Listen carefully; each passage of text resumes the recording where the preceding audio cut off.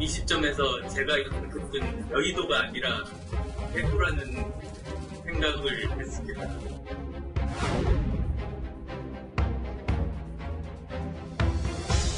특히 대구, 경북 지역에서 4,000명이 넘는 확진자가 발생하였고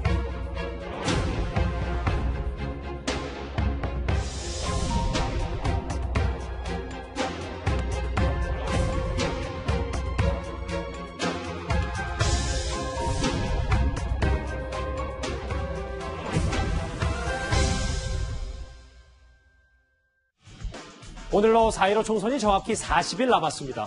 미래통합당이요, 텃밭으로 불리는 TK 지역 공천 결과를 조금 전에 발표했습니다.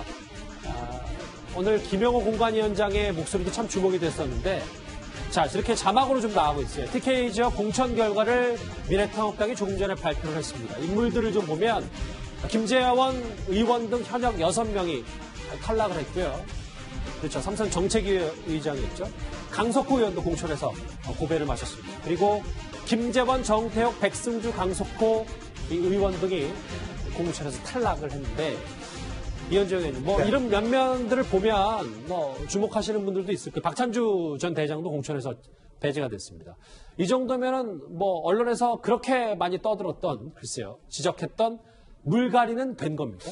뭐, 생각보다 더 큰 폭으로 저는 한 거로 평가를 하고 싶습니다. 오늘 뭐, 김영호 지금 공관위원장이 정말 피해 금연이라고 할 정도로 대구 경북 지역에 대한 지금 공천 결과를 내놨는데요. 아시겠지만 김재원 의원 같은 경우는 지금 정책위의장과 삼선 의원입니다. 그럼요. 거기에 공천을 탈락을 시키고 이미자 비례대표 의원을 일단 공천을 했어요. 그리고 또 강석호 의원도 마찬가지로 지난번 원내대표 경선에 나왔던 것인데 여기도 탈락을 했고요. 지금 하여튼 중진들은 뭐 추풍낙엽처럼 지금 공천 탈락을 지금 다 하고 있고, 특히 또 이제 지금 대구 경북 지역의 주호영 의원 같은 경우는 아예 지역구를 옆에 원래 수성이었는데 옆에 지역구를 옮겨서 수성을에서 수성갑으로요? 갑으로 옮겨서 김부겸 의원과 맞대결을 시켰습니다. 그러니까 그런 걸 보면 지금 뭐 홍준표, 김태호 전 의원을 비롯해서 하여튼 지금 미래통합당의 지금 중진 대구 경북 지역뿐만 아니라 물갈이가 지금 생각보다 굉장히 큰 폭으로 진행되고 있는 상황 같습니다. 전망했던 것보다 예상보다 훨씬 더 큰 TK의 물갈이였다. 왜냐하면 뭐 75% 정도 물갈이 되냐 마냐 뭐 이런 것 같다 얘기가 많았었는데, 배종철 소장님, 그럼 오늘 이 공관위원장 공천 발표가 얼마 전에 있었던 박 전 대통령의 옥중 메시지와도 연관이 있는 겁니까? 그 수준을 어떻게 봐야 돼요? 다분히 연관이 있다고 봐야 되겠죠. 이 친박 의원들이 나갔을 때 결국 선거에서 이 영향력 기반으로 삼을 수 있는 것은 박근혜 전 대통령의 영향력이거든요. 그런데 이렇게 옥중 편지, 옥중 서신을 통해서 이탈을 하는 것에 대해서 반대 의사를 분명히 했기 때문에 따로 집단화해서 박 전 대통령의 영향력을 특정 지역에서 세력할 수 없는 것이거든요.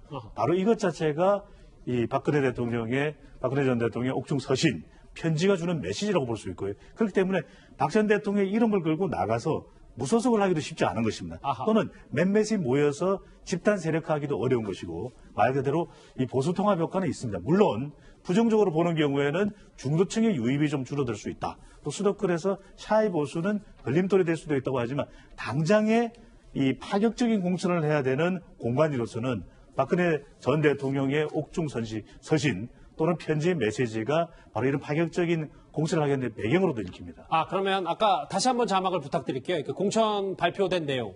배종철 선생님 얘기는 그러니까 뭐 김재원 의원이나 강석 의원이 예를 들어 만약에 무소속으로 출마하더라도 쉽지 않은 얘기가 박 전 대통령 옥중 메시지 때문이고, 이들도 어쩔 수 없이 지금 박 전 대통령의 TK 관련 메시지 때문에 승복할 수밖에 없다, 이런 말씀이십니까? 그러니까 이제 박근혜 전 대통령의 영향력을 누리지 못하는 것인데, 개인적인 영향력이 그만큼 있느냐, 그렇지 않다라는 것이죠. 왜냐하면 지난 총선 또는 지지난 총선에서 당선되었던 것도 박 전 대통령의 영향이 상당히 컸었다. 그렇다면 그것 자체를 누리지 못하는 상황에서는 결과적으로는 승복할 수밖에 없는 결론에 도달하게 되는 것이죠. 거의 사실상 속보 방식으로 지금 오늘 미래통합당의 TK 지역, 대구 경북 지역 공천 결과가 나오고 있습니다. 구장천. 네.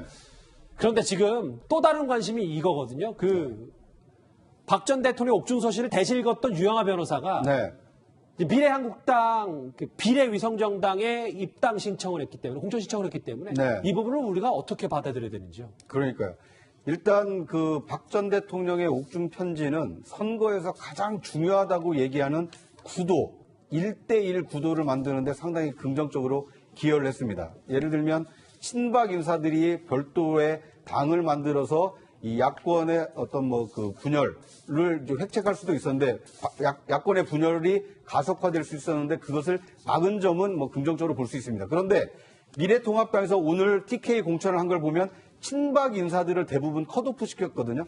그러니까 구도는 1대1 구도를 만들었는데 친박 인사들을 컷오프 시킴으로써 새로운 인물들이 등장할 수 있는 여지를 만들었기 때문에 어떻게 보면 좀 시너지가 날 가능성이 큰데 그런데 하필 거기에 이제 유영하 변호사가 이 미래한국당에 공천 신청을 하다 보니까 다시 친박 인사가 공천을 받는 거 아니냐 이런 논란의 불씨가 지금 남아있는 상황입니다. 여론조사로 이 주제 정리해 볼게요. 지금 박근혜 전 대통령 옥중 메시지 말고도 이 안철수 대표의 행보도 이번 총선에 다소간의 변수가 될 수 있지 않냐라는 해석까지 나와서요.